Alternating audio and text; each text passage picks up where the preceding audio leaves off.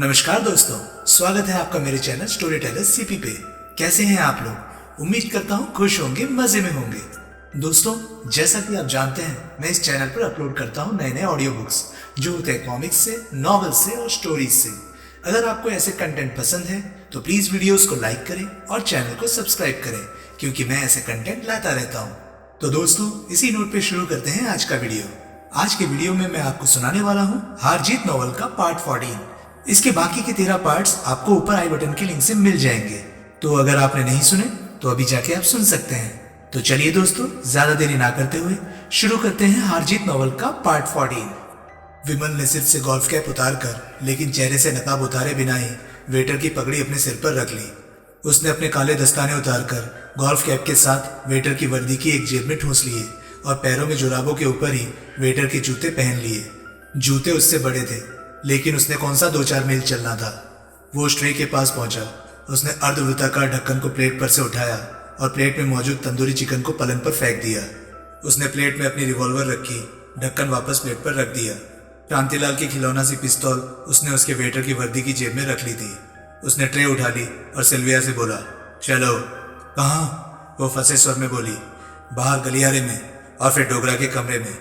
तुम और इस ट्रे में लदा हुआ माल डोगरा का इनाम है। वो सवाल करेगा, तुम कभी पहले उसे इनाम में मिल चुकी हो? सिल्विया ने बड़ी शर्मिंदगी महसूस करते हुए सहमति में सिर हिलाया। फिर तो वो तुम्हें और तुम्हारी आवाज को बखूबी पहचानता होगा। उसने फिर हामी भरी, यानी कि तुम्हें आया जानकर दरवाजा तो वो तुम्हें खोलेगा ही खोलेगा, ठीक? हाँ, गुड। एक बार दरवाजा खुल जाने के बाद मैं उसे सवाल करने के काबिल नहीं छोड़ूंगा। तुम कौन हो? अच्छा, तुम्हें भी सोच गया ये सवाल पूछना? विमल व्यंग्यपूर्ण स्वर में बोला। वो खामोश रही। मैं अमिताभ बच्चन हूँ और तुम उस फिल्म की साइड हीरोइन हो जिसकी की शूटिंग हो रही है। उसने व्याकुल भाव से विमल की तरफ देखा। चलो, विमल फिर बोला। वो तुरंत आगे बढ़ी। विमल ट्रे उठाए उसके पीछे पीछे चलने लगा। दोनों ने स्वीट से बाहर कदम रखा। कोई होशियारी दिखाने की कोशिश मत करना, विमल चेतावनी भरे स्वर में बोला। मैं पलक झपकते ही ढक्कन के नीचे से रिवॉल्वर निकालकर तुम्हें शूट कर सकता हूँ। मेरा होशियारी दिखाने का कोई इरादा नहीं, वो फंसे स्वर में बोली। मुझे अपनी जान बहुत प्यारी है। गुड, तुम आगे आगे चलो, लेकिन तेज चलकर मेरे और अपने बीच फासला बढ़ाने की कोशिश मत करना। अच्छा, चलो। गलियारा खाली था और रात के उस वक्त उसमें नीम अंधेरा था। वहां की तेज बत्तियां बुझाई जा चुकी थी। गलियारा अगर खाली ना होता तो विमल के चेहरे पर चढ़ी काली नकाब उसके लिए समस्या बन सकती थी। लेकिन विमल ने गलियारे में नकाब दिखाने और लड़की और अपनी सूरत दिखाने के 2 खतरों में से एक को चुनना था, और उसने पहले को चुना था। वे निर्विघ्न 208 नंबर कमरे के दरवाजे के सामने पहुंच गए। विमल के संकेत पर सिल्विया ने कॉल बेल बजाई। भीतर से उत्तर ना मिला। थोड़ी देर बाद उसने फिर कॉल बेल बजाई। जवाब नदारद। जरा दरवाजा चेक करो, विमल सिल्विया के कान में फुसफुसाया। सिल्विया ने हैंडल घुमाकर दरवाजे को भीतर धक्का दिया। दरवाजा खुला था। विमल के संकेत पर उसने दरवाजे को थोड़ा और ज्यादा खोल दिया। दोनों ने भीतर कदम रखा। उसके पीछे दरवाजा अपने आप बंद हो गया। भीतर गुप्त अंधेरा था। वो भीतर मालूम नहीं होता, सिल्विया फुसफुसाई। खामोश, विमल दांत बीच कर बोला। उसने ट्रे को धीरे से फर्श पर रख दिया। अंधेरे में ही टटोल कर प्लेट का ढक्कन उठाया और नीचे से रिवॉल्वर निकालकर हाथ में ले ली। कोई बत्ती जलाओ, विमल फुसफुसाया। उस मंजिल में सभी स्विच एक जैसे थे, इसलिए सिल्विया को मालूम था कि स्विच बोर्ड कहाँ था। उसने एक स्विच दबाया। तुरंत ड्राइंग रूम में रोशनी फैल गई। ड्राइंग रूम खाली पड़ा था। विमल ने दरवाजे को भीतर से चिटकनी लगा दी। उसने रिवॉल्वर की नाल से सिल्विया की पसलियों पर ठोका। सिल्विया आगे बढ़ी। उसकी ओट लेता हुआ विमल आगे बढ़ा। वे बेडरूम की चौखट पर पहुंचे। विमल के संकेत पर सिल्विया ने वहां की भी एक बत्ती जलाई। बेडरूम भी खाली था। विमल बाथरूम में और बालकनी पर झांक आया। वहां भी कोई नहीं था। कहाँ चला गया हरामजादा? फिर एकाएक उसे ख्याल आया। उसने बेडरूम में बनी विशाल वार्डरोब के दरवाजे खोल खोलकर भीतर झांकना आरंभ किया। कहीं कोई कपड़ा नहीं था, कहीं कोई जूतों का जोड़ा तक नहीं था, कहीं कोई सूटकेस तक नहीं था। वो दोबारा बाथरूम में पहुंचा। उसने वॉश बेसिन के ऊपर की शीशे की अलमारी खोली। वहां एक टूथब्रश तक नहीं था, ना कोई टॉयलेट का सामान, ना कोई सेविंग सेट। स्वीट खाली था। वहां अब कोई नहीं रहता था, इसलिए बाहर का दरवाजा खुला था। डोगरा वहां से खिसक चुका था। विमल की सारी मेहनत बेकार गई थी। क्रोध में एक बारगी तो वो तड़फड़ाया कि अगर उसका बस चलता तो वो सारे होटल को आग लगा देता। हरामजादा, वो दांत पीसकर बोला। खिसक गया हरामजादा। सिल्विया ने उसके चेहरे पर ऐसे हिंसक भाव देखे कि वो घबराकर 2 कदम पीछे हट गई। वापस चलो, वो सांप की तरफ फुफकारा। कहाँ? सिल्विया हकलाई। शांतिलाल के स्वीट में। और कहाँ? सिल्विया ने सहमति में सिर हिलाया। विमल ने रिवॉल्वर को वापस ढक्कन के नीचे प्लेट में रखा और ट्रे उठा ली। दोनों ने आगे पीछे फिर गलियारे में कदम रखा। गलियारा पूर्ववत खाली था। वे वापस शांतिलाल के स्वीट में पहुंचे। विमल ने दरवाजा भीतर से बंद कर लिया। सबसे पहले उसने वेटर की वर्दी को तिलांजलि दी। उसने अपनी गोल्फ कैप और दस्ताने फिर से पहन लिए। वेटर की वर्दी की जेब से शांतिलाल की खिलौने से पिस्तौल निकालकर उसने अपनी पतलून की जेब में रख ली और ट्रे में से अपनी रिवॉल्वर बरामद करके हाथ में ले ली। क्या शांतिलाल को मालूम हो सकता है, विमल बोला, कि डोगरा अपना यहाँ का स्वीट खाली करके कहाँ चला गया है? सिल्विया ने इंकार में सिर हिलाया। क्यों? मैं कई घंटों से यहाँ हूँ। मेरे यहाँ आने के बाद शांतिलाल ने स्वीट से बाहर कदम नहीं रखा था, लेकिन जब मैं यहाँ आई थी तब डोगरा अपने स्वीट में था। मैंने उसे अपने स्वीट के दरवाजे पर खड़ा देखा था। अब तुम ही सोचो कि शांतिलाल को कैसे मालूम होगा कि डोगरा कहाँ चला गया। लेकिन अगर वो चाहे तो मालूम कर तो सकता है। जरूरी नहीं, लेकिन अगर कर भी सकता है तो कल सुबह से पहले नहीं कर सकता। डोगरा का एकाएक यूं अपना स्वीट खाली कर जाना साबित करता है कि वो किसी को अपनी खबर नहीं होने देना चाहता। सुलेमान को भी नहीं। सुलेमान को उसका मौजूदा पता मालूम हो सकता है, लेकिन शांतिलाल इतनी रात गए इतनी मामूली बात के लिए सुलेमान को डिस्टर्ब करने का हौसला नहीं कर सकता। ये मामूली बात नहीं, तुम्हारे लिए मामूली बात नहीं होगी, लेकिन सुलेमान के लिए तो ये मामूली बात ही होगी। तुम्हारी कतरनी तो एकाएक बहुत चलने लगी है। पहले तो तुम्हारे मुंह से बोल नहीं फूट रहा था। सिल्विया ने उत्तर न दिया। बाहर एक कार को आग लगने से मचे हंगामे की खबर है तुम्हें? हाँ, वो बोली। तुम उस घटना से पहले यहाँ पहुंची थी या बाद में? पहले, बहुत पहले। अब मैं तुम्हारा क्या करूं? सिल्विया ने प्रश्नसूचक नेत्रों से उसकी तरफ देखा। मेरे लिए सहूलियत का तरीका तो यही है कि मैं तुम्हें गोली मार दूं। तुरंत सिल्विया के चेहरे पर हवाइयां उड़ने लगी। अभी थोड़ी देर पहले जैसे एकाएक उसमें थोड़ा हौसला और ठहराव पैदा हुआ था, वैसे ही एकाएक वो गायब हो गया। ये तजुर्बा तो हमें हो चुका है, विमल उसे घूरता हुआ बोला, कि यहाँ चली गोली की आवाज बाहर नहीं जाती। गोली मत चलाना, वो हकलाती हुई बोली। ओके, गोली नहीं चलाता, विमल बड़ी दयानतदारी दिखाता हुआ बोला। वेटर और शांतिलाल जैसे ही तुम्हारी भी गत बनाकर मैं तुम्हें बाथरूम में बंद कर जाता हूँ। ऐसा ना करना, वो फरियाद करती हुई बोली। मैंने तुम्हारा क्या बिगाड़ा है? कुछ नहीं, लेकिन बिगाड़ तो सकती हो। मैं कुछ नहीं करूँगी। मैं जो कुछ करती हूँ पैसा कमाने के लिए करती हूँ, अपनी बूढ़ी माँ और अपने छोटे भाई बहनों को पालने के लिए करती हूँ। मेरा इन लोगों से कोई वास्ता नहीं। जानकर खुशी हुई, फिर समझ लो कि तुम्हारी जान बच गई। सिल्विया ने चैन की एक लंबी सांस ली। यही बात मैं तुम्हें समझाना चाहता था, लेकिन तुम समझदार हो, बात को पहले से ही समझती हो कि मेरे बारे में अपनी जुबान खोलने से तुम्हें कोई फायदा नहीं, अलबत्ता नुकसान हो सकता है, बहुत ज्यादा नुकसान हो सकता है। मैं तुम्हारे बारे में अपनी जुबान नहीं खोलूंगी, लेकिन शांतिलाल जानता है, वेटर जानता है कि तुम मेरे बारे में जानती हो। वे दोनों सुबह तक होश में नहीं आने वाले। कल शाम से पहले इन्हें मैं नहीं मिलने वाली। उसके बाद इन्होंने तुम्हारे बारे में मेरी जुबान खुलवा भी ली तो तुम्हें क्या फर्क पड़ेगा? शाबाश, बहुत समझदार हो तुम। चुपचाप यहाँ से निकल जाओ। शुक्रिया। आमतौर पर तो ऐसी असाइनमेंट से तुम्हें दिन में ही निजात मिलती होगी। हाँ, तुम होटल में रहती हो? नहीं। अगर किसी ने तुम्हें टोका तो तुम क्या जवाब दोगी? मैं कह दूंगी कि शांतिलाल का मुझसे मन बन गया था और उसी ने मुझे चलता कर दिया था। गुड, जाओ। वो फुर्ती से कमरे से बाहर निकल गई। विमल ने दरवाजा भीतर से बंद कर दिया। वो फौरन बालकनी पर पहुंचा। नीचे ब्लॉक के दोनों किनारों पर दो पहरेदार अभी भी मौजूद थे, लेकिन वातावरण के सन्नाटे में कोई अंतर नहीं आया था। विमल बालकनी के पहलू में पहुंचा। उसने जेब से एक सिगरेट लाइटर निकाला और उसे जल्दी जल्दी 3 बार जलाया बुझाया। फिर उसने लाइटर जेब में डाल लिया और रस्सी को अपने सामने प्रकट होने की प्रतीक्षा करने लगा। सिल्विया अगर कोई मिसेस पिंटो के वैश्यालय की कॉलगर्ल होती तो शायद वो विमल से अपना वादा निभा लेती। वो होटल से निकलती और चुपचाप अपनी राह लगती, लेकिन वो कंपनी की होस्टेस थी और कंपनी में वो रुतबा उन्हीं लड़कियों को हासिल होता था जिनकी वफादारी की मोहम्मद सुलेमान को गारंटी होती थी। ऐसी सारी हॉस्टेसें भरपूर ऐशो आराम के साथ होटल में ही रहती थी और उन्हें मोटी तनख्वाहें मिलती थी। गलियारे में कदम रखने के बाद 3-4 कदम वो बड़े सहज भाव से चली। फिर ज्यों ही उसके कानों में पीछे दरवाजा बंद होने की आवाज़ पड़ी, उसे जैसे पंख लग गए।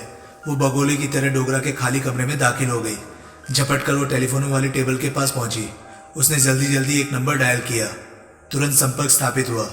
वो बिना कॉमा फुल स्टॉप लगाए पूरी रफ्तार से बोलती हुई लाइन के दूसरे सिरे पर मौजूद व्यक्ति को सारी स्थिति समझाने लगी। विमल अभी अपनी बालकनी से 2 मंजिल परे ही था कि नीचे ब्लॉक के दोनों सिरों पर मौजूद 2 पहरेदारों के पास एकाएक कई आदमी प्रकट हुए और फिर सब नीम अंधेरे राहदारी में फैल गए। होटल को बड़ी खामोशी से घेरा जा रहा था। 6ठी मंजिल के करीब रस्सी के सहारे अधर पर लटका हुआ विमल और तेजी से रस्सी चढ़ने की कोशिश करने लगा, नीचे शांतिलाल के स्वीट के बंद दरवाजे को जबरन तोड़कर खोल दिया जा चुका था। कई आदमी शांतिलाल की बालकनी पर प्रकट हुए। सब नीचे दाएं बाएं झांक रहे थे। दगाबाज, सिल्विया के लिए विमल के मुंह से निकला।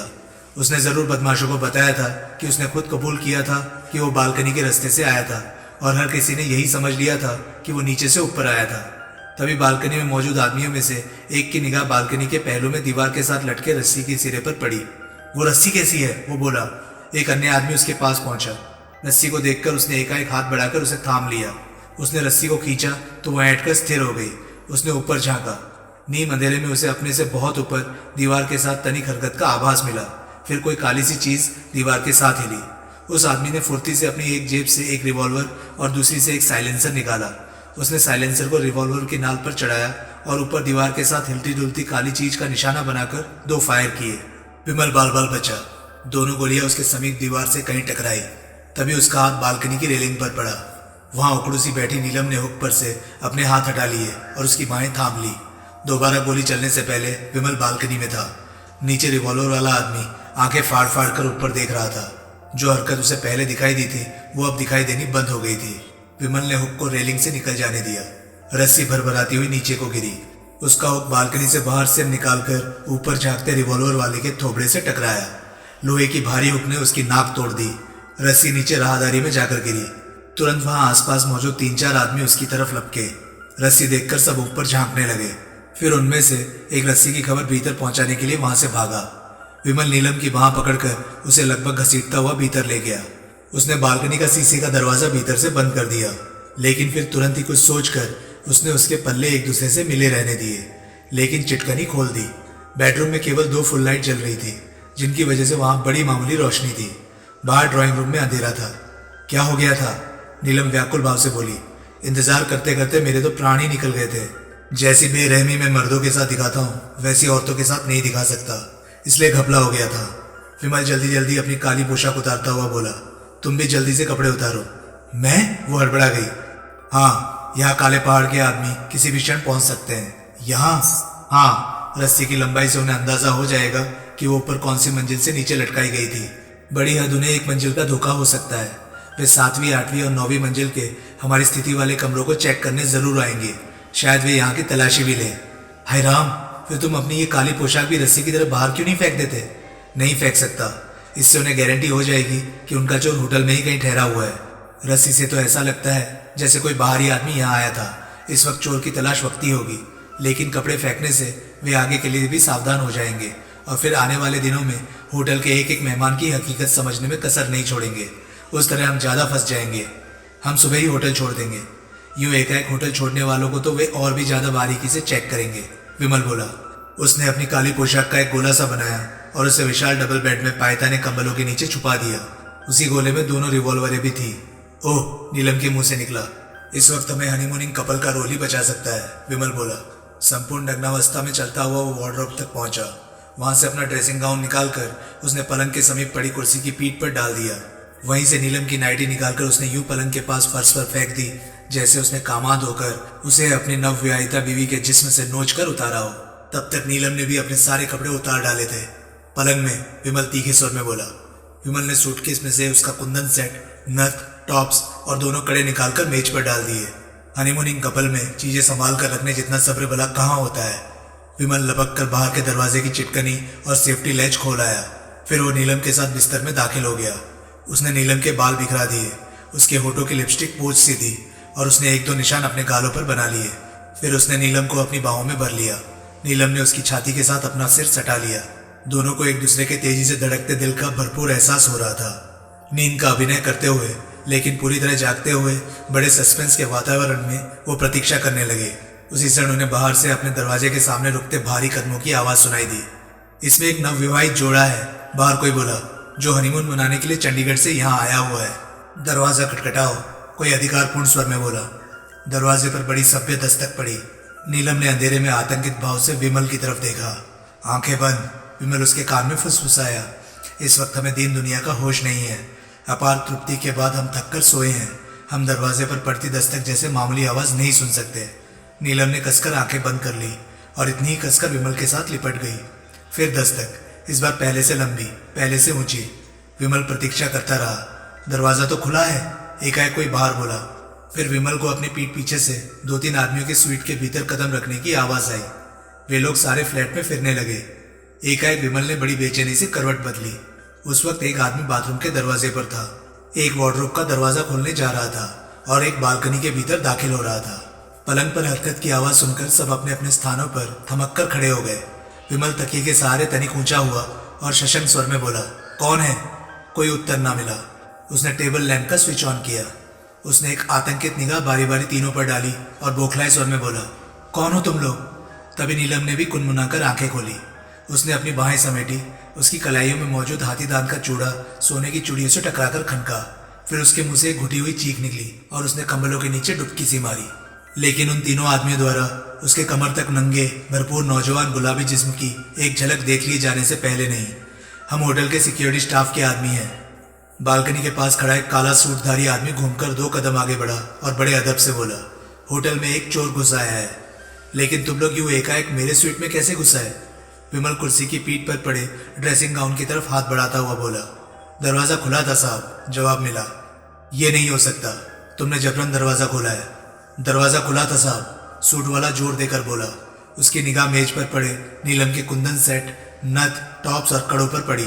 आपको इतनी लापरवाही से काम नहीं लेना चाहिए साहब, आपके कीमती जेवरात चोरी हो सकते हैं। 5 स्टार होटल में? विमल गाउन की बाहों में अपनी बाहें फंसाता हुआ बोला, इंसान की नीयत का क्या पता लगता है साहब, पता नहीं कब किस चीज पर बद हो जाए। तब तक विमल का जिस्म गाउन से ढक चुका था। वो बिस्तर से बाहर निकल आया और उसकी डोरियां बांधने लगा। किस्सा क्या है? विमल बोला। मैंने अर्ज किया ना, सूट वाला बोला, कि होटल में चोर घुस आया है।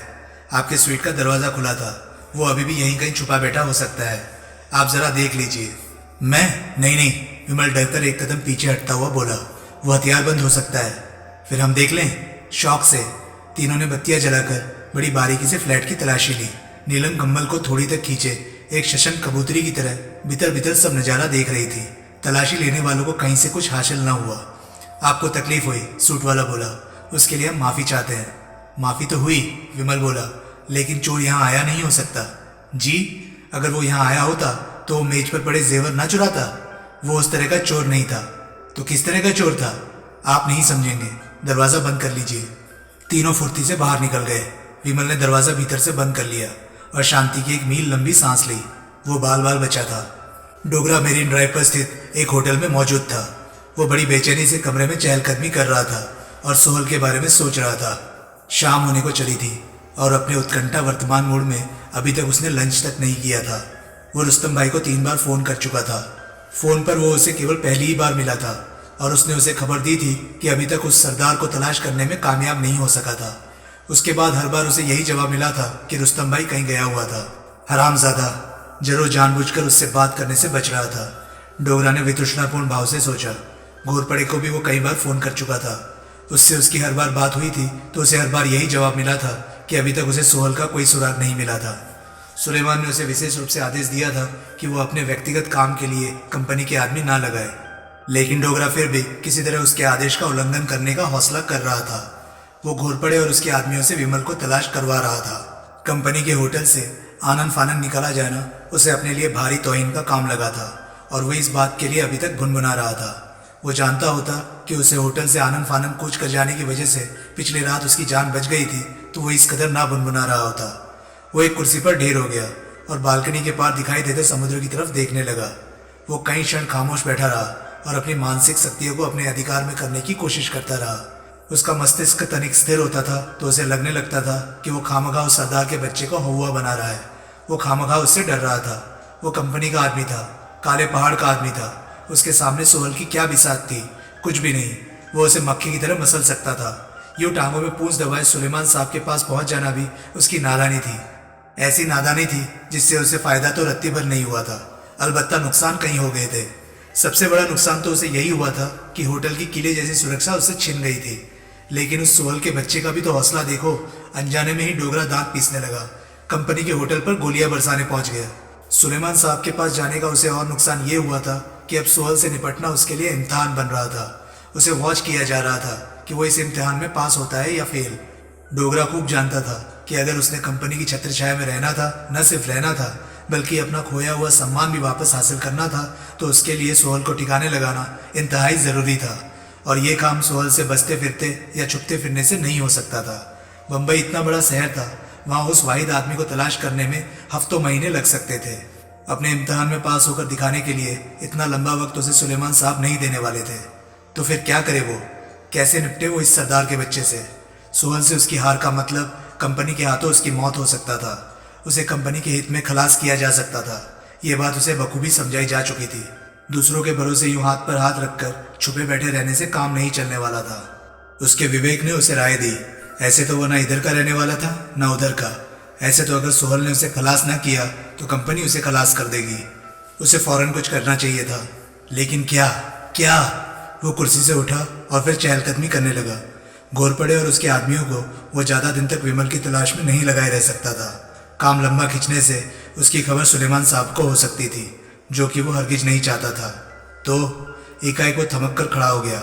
हे भगवान, उसके मुंह से निकला, मुझे ये बात पहले क्यों नहीं सूझी। विमल एक बार उसकी जान लेने में नाकामयाब हो जाने के बाद चुपचाप तो बैठ नहीं जाने वाला था। देर सवेर ये भी उसे मालूम हो ही जाना था कि वो अब कंपनी के होटल में नहीं था। इसका मतलब ये था कि जैसे घोरपड़े के आदमी और रुस्तम भाई के आदमी सारी बंबई में उसे तलाश कर रहे थे, वैसे वो भी तो डोगरा को तलाश कर रहा होगा। अगर वो सरदार की इस तलाश को आसान कर दे तो क्या वो चूहे की तरह डोगरा के जाल में नहीं आ फंसेगा। उसके परेशान हाल दिमाग में इतनी मामूली बात पहले क्यों नहीं आई थी कि सरदार वहां जरूर पहुंचेगा जहां उसे डोगरा के होने की भनक मिलेगी। वो पिंजरे को चूहे के पास ले जाने की कोशिश कर रहा था, जबकि वो चूहे को पिंजरे के पास ज़्यादा सहूलियत से बुला सकता था। वो फौरन टेलीफोन के पास पहुंचा और घोरपड़े का नंबर डायल करने लगा। विमल और नीलम अगले रोज बहुत देर से सोकर उठे। विमल ने सबसे पहले बालकनी में जाकर बाहर झांका। बाहर सब कुछ नॉर्मल था। उसने दरवाज़ा खोलकर गलियारे में झांका। गलियारे में आवाज आई थी, लेकिन उसे कोई संदिग्ध व्यक्ति दिखाई ना दिया। उसे ऐसा कोई आभास न मिला जो कि ये साबित करता कि उनके स्वीट पर खासतौर से किसी की निगाहें टिकी हुई थी। हैवी ब्रेकफास्ट के बाद पूरी लगदग के साथ वे अपने स्वीट से निकले। विमल एक एयरबैग उठाया था, जिसमें नीलम की एक सादी पोशाक के अलावा उसका हिप्पी परिधान, उसका सरदार वाला मेकअप, कल वाली काली पोशाक और दोनों रिवॉल्वर थी। हिप्पी परिधान की तो खैरियत थी, लेकिन बाकी चीज़ों की उसके पास मौजूदगी उन्हें फंसवा सकती थी। उनकी गैरहाजिरी में उनके स्वीट की तलाश फिर से सुई तलाश करने जैसी बारीकी से हो सकती थी। उन चीज़ों का उनकी गैरहाजिरी में उनके स्वीट में रहना खतरनाक हो सकता था। 10 मिनट वे बड़ी तन्मयता से रिसेप्शन पर बम्बई के दर्शनीय स्थानों के बारे में पूछताछ करते रहे। दोनों पूरी दक्षता से हनीमूनिंग कपल का रोल अदा कर रहे थे। फिर उन्होंने एक टैक्सी बुलवाई और उस पर सवार हो गए। वे तुलसी लेक पहुंचे। वहां पहुंचने तक विमल को गारंटी हो गई थी कि कोई उनके पीछे नहीं लगा हुआ था। थोड़ी देर बाद एक अन्य टैक्सी पर सवार होकर वे जुहू वापस लौटे। वे चुपचाप उस स्थान पर पहुंचे जहां पिछली रात उन्होंने पीटर परेरा की टैक्सी छुपाई थी। टैक्सी यथास्थान मौजूद थी। वे टैक्सी में सवार हो गए। विमल ने टैक्सी आगे बढ़ाई और उसे एक और ज़्यादा सुनसान स्थान पर ले जाकर रोका। वहां दोनों ने अपनी लगदग वाली पोशाकें उतार दी। विमल ने अपना हिप्पी परिधान पहन लिया और नीलम ने भी एक जीन्स और एक मामूली सा टॉप पहन लिया। उसने सारे जेवर ही नहीं, अपना मेकअप तक रुमाल से पोंछकर चेहरे से गायब कर दिया। विमल ने अपनी काली पोशाक और उससे संबंधित सामान एक खड्डा खोदकर रेत में दबा दिया। उसने शांतिलाल वाली नन्ही पिस्तौल नीलम को थमा दी। मैं इसका क्या करूं? वो हड़बड़ाकर बोली। रख लो, विमल बोला, शायद काम आए। लेकिन मुझे तो ये चलानी नहीं आती। वो क्या मुश्किल काम है? जिसको गोली का निशाना बनाना हो उसकी तरफ नाल का रुख करके बस ये घोड़ा ही तो खींचना होता है, जरा सा, बस, और नहीं तो क्या। ठीक है। नीलम ने पिस्तौल अपनी बैग में डाल ली। अब क्या इरादा है? उसने पूछा। अब हमने कमाटीपुरे चलना है, विमल बोला, घोरपड़े नाम के उस आदमी की फिराक में जिसका कल तुमने पीछा किया था। वो तो बहुत खतरनाक दादा था और वो इलाका भी बहुत खतरनाक है। होगा। इस वक्त घोरपड़े के अलावा कोई और लीड हमारे सामने नहीं है जो कि हमें डोगरा तक पहुंचा सके। लीड क्या होती है? सूत्र, जरिया, साधन। मैंने तुमसे कभी पूछा नहीं। तुम कुछ पढ़ी लिखी भी हो कि नहीं? मैं मिडिल पास हूँ, वो बड़े गर्व से बोली। विमल ने बहुत मीठी निगाहों से उसकी तरफ देखा। उस वक्त नीलम उसे बहुत अबोध, बहुत नेक नियत, बहुत खूबसूरत लगी। उसने टैक्सी को उस तन्हा जगह से निकाला और उसे मेन रोड पर ले आया। घोरपड़े, एकाएक नीलम बोली। बदमाशों से ताल्लुक रखता आदमी तो शर्तिया है, लेकिन इस बात की क्या गारंटी है कि वो डोगरा से ताल्लुक रखता आदमी है? हमने होटल की प्राइवेट लिफ्टों के रास्ते से उसकी आवाजाही ही तो देखी थी। इससे वो डोगरा से ताल्लुक रखता आदमी कैसे साबित होता है? पीटर को डोगरा के पास घोरपड़े ही लेकर गया था। पीटर ने कहा भी था कि वो डोगरा का कोई खास आदमी लगता था। शायद वो इतना खास ना हो कि हमारे किसी काम आ सके। अब छोड़ो भी, जो होगा सामने आ जाएगा। अच्छी बात है। वे कमाटीपुरे के इलाके में पहुंचे। विमल ने टैक्सी एक सुरक्षित स्थान पर खड़ी कर दी। नीलम ने उसे एक इमारत दिखाई जो उसके पिछले रोज की रिसर्च के मुताबिक उसके सबसे ऊपरली मंजिल पर घोरपड़े रहता था। दोनों बेशुमार सीढ़ियां तय करके घोरपड़े के दरवाजे पर पहुंचे। वहां ताला झूल रहा था। अब नीलम बोली, इंतजार, विमल बोला। दोनों वापस सीढ़ियां उतर गए। अंधेरा होने से थोड़ी देर पहले अपने 2 चमचों के साथ घोरपड़े ने अपने घर वाली इमारत में कदम रखा। सड़क के मोड़ पर स्थित एक गंदे से रेस्टोरेंट में बैठे विमल और नीलम ने उसे देखा। उन्होंने 5 मिनट इंतजार किया और फिर रेस्टोरेंट से बाहर निकल आए। वे घोरपड़े के दरवाजे पर पहुंचे। दरवाजा भीतर से बंद था। भीतर से लोगों के बातें करने की आवाजें आ रही थी, यानी कि उसके दोनों चमचे भी भीतर मौजूद थे, यानी कि उसे 3 आदमियों से निपटना पड़ सकता था। विमल सोचने लगा, वापस चलते हैं। नीलम फुसफुसाई, जब इसके साथी चले जाएंगे तो फिर आ जाएंगे। नहीं, विमल भी वैसे ही फुसफुसाया, क्या पता ये साथी भी इसके साथ ही रहते हो, या जब साथी यहां से जाए तो ये भी उनके साथ चल दे। तो सोचने दो। नीलम खामोश हो गई। तो दोस्तों, ये था हार जीत नॉवल का पार्ट 14। आपको कैसा लगा प्लीज कमेंट सेक्शन में मुझे लिखकर जरूर बताएं। और हाँ, मैं ऐसे ही वीडियोस लाता रहता हूं, तो प्लीज चैनल को सब्सक्राइब करें और वीडियोस को लाइक करें। तो दोस्तों, अब मैं मिलता हूं आपसे अगली वीडियो में।